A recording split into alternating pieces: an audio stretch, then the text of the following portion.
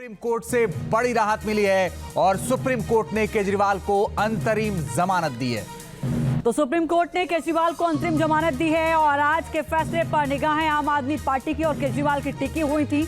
निश्चित तौर पर यह बड़ी राहत अरविंद केजरीवाल के लिए सुप्रीम कोर्ट की ओर से राहत दी गई है। ईडी ने केजरीवाल को गिरफ्तार किया था और पिछले दिनों जो जमानत मिली थी उसको हाई कोर्ट में चुनौती दी गई थी, जिसके बाद जमानत को रद्द कर दिया गया था और अब सुप्रीम कोर्ट की ओर से बड़ी राहत केजरीवाल को दी गई। मोहित बख्शी हमारे सहयोगी ज्यादा जानकारी के लिए जुड़े। मोहित बताइए और क्या जानकारी है।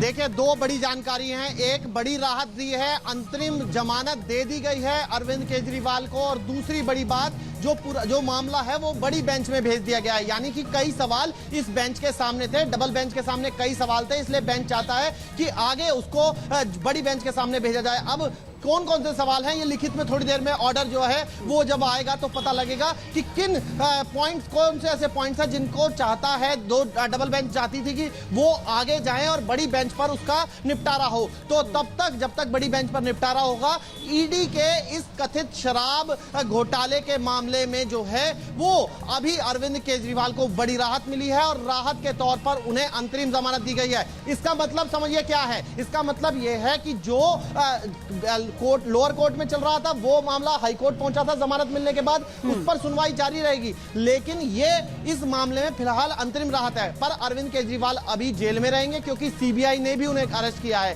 तो सीबीआई की एक बार जब सीबीआई का मामला जो है वो कोर्ट में जब आगे बढ़ेगा जमानत पे, क्योंकि वहां पर भी मामला चल रहा है, तो जब वहां पर ये मामला पहुंचेगा तो उसके बाद जो है फिर अरविंद केजरीवाल बाहर आ सकते हैं अगर उनको सीबीआई मामले में भी जमानत मिलती है। लेकिन एक बड़ी राहत के तौर पर इसे देखा जा सकता है क्योंकि सुप्रीम कोर्ट ने ही जो उन्होंने गिरफ्तारी पर सवाल खड़े किए थे उसको क्वैश नहीं किया है। यानी कि ना अभी उन्होंने ये नहीं कहा है कि गिरफ्तारी सही थी, सही नहीं ठहराया है और ना ही गलत ठहराया है। अभी बड़ी बेंच को ये रेफर कर दिया गया है क्योंकि कुछ सवाल जो हैं वो डबल बेंच के सामने भी थे, इसलिए अब उन्हें अंतरिम राहत दी है जब तक बड़ी बेंच के सामने सुनवाई होगी। मोहित, आपने जो बताया उसके मुताबिक राहत जरूर मिली है, लेकिन अभी जेल से बाहर आने में मुश्किलें बरकरार हैं, क्योंकि आप सीबीआई मामले में बता रहे हैं कि अभी और वक्त लगेगा।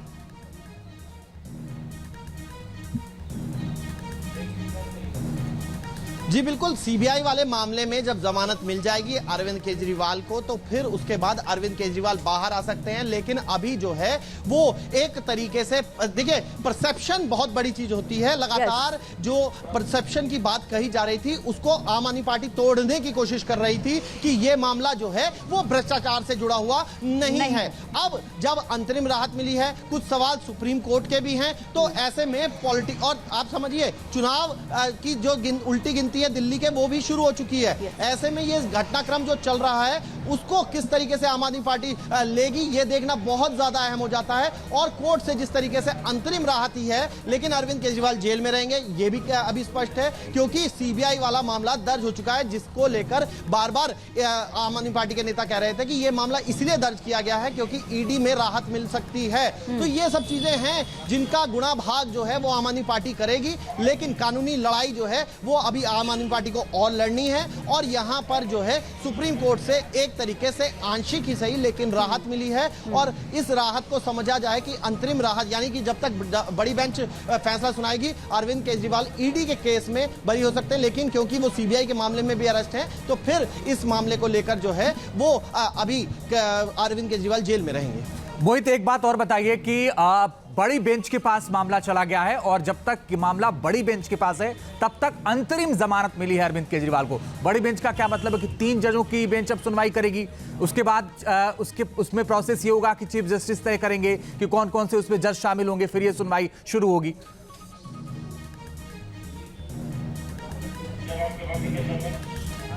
बिल्कुल, जो बेंच बनाई जाती है वो सीजीआई द्वारा बनाई जाती है। तो सीजीआई, क्या सीजीआई भी इस बेंच में होंगे या नहीं होंगे, कौन कौन से जजेस होंगे, 2 जजेस जो इस पूरे मामले को सुन रहे हैं, खासकर संजीव खन्ना, लगातार जस्टिस संजीव खन्ना इस पूरे मामले को सुन रहे हैं। तो फिर अब जब उन्होंने कहा है तो यानी कि मामला ज्यादा बड़ा और पेचीदा नजर आता है और इसलिए सुप्रीम कोर्ट चाहता है कि ये जो मामला है, मुझे जिस तरीके से अभी तक स्थिति लग रही है कि क्योंकि नजीर बन सकता है आगे चल के कई मामलों की, तो फिर ऐसे में इस तरीके का फैसला लिया गया होगा जो कि बहुत तरीके से, बहुत लंबे समय तक। मोहित बने रहिए, वकील क्या कुछ कह रहे हैं इस पूरे मामले पर सुन लेते हैं जरा।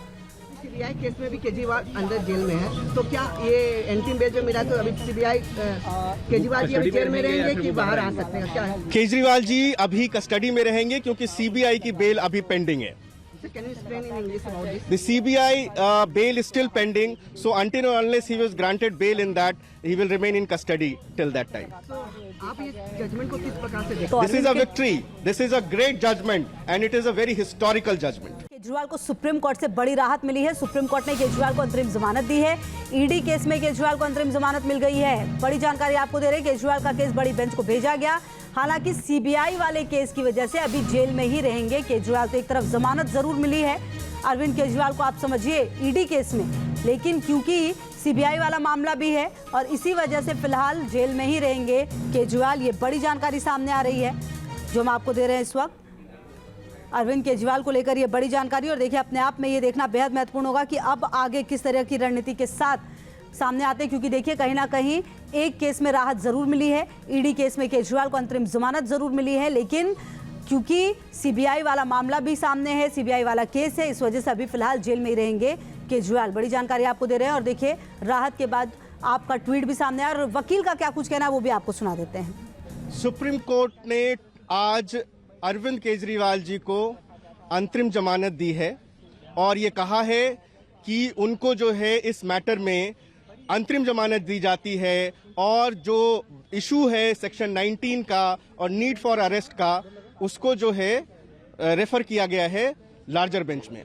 केजरीवाल जी अभी कस्टडी में रहेंगे क्योंकि सीबीआई की बेल अभी पेंडिंग है। Trial court had granted, the vacation bench of the trial court had granted him bail. The CBI had also arrested him.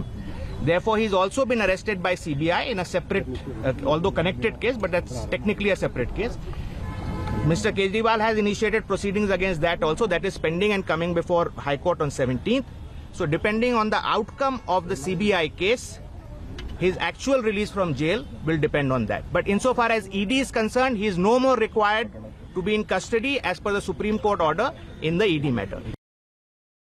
मोहित बख्शी इसी खबर पर ज्यादा जानकारी के साथ हमारे साथ जुड़ गए। मोहित, देखिए इस पूरी जानकारी में एक बात तो तय है कि राहत जरूर मिली है केजरीवाल को, लेकिन फिर भी राहत नहीं है क्योंकि अभी भी जेल में रहेंगे और ये पूरा मामला बड़ी बेंच को भेजा गया। क्या कुछ अपडेट आपके पास मोहित?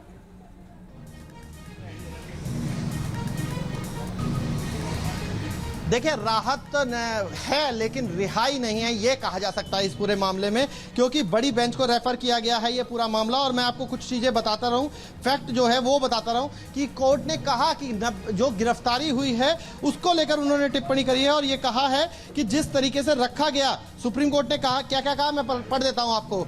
सुप्रीम कोर्ट ने ईडी में अंतरिम जमानत दी, कहा लेकिन वे सीबीआई मामले में न्यायिक हिरासत में, इसलिए वे रिहा नहीं हो पाएंगे। और साथ ही साथ अरविंद केजरीवाल ने 90 दिनों से ज्यादा समय, जो सुप्रीम कोर्ट ने कहा है वो पढ़ दूं आपके लिए, कि अरविंद केजरीवाल 90 दिनों से ज्यादा समय तक जेल में रहे हैं। वे एक निर्वाचित नेता है और उन पर निर्भर करता है कि वे इस पद पर बने रहना चाहते हैं या नहीं।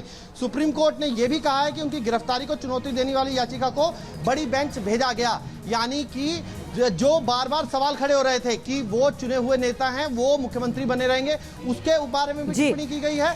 बड़ी बेंच को भेजा गया है। अब बड़ी बेंच जब बनेगी उसका जो आगे का प्रोसेस होगा, क्योंकि सीजीआई को तय करना होता है कौन कौन जजेस होंगे, कौन तय करेगा इस मामले को। जस्टिस संजीव खन्ना लगातार सुनते आ रहे थे, जस्टिस दीपांकर जो है वो भी इस बेंच में थे।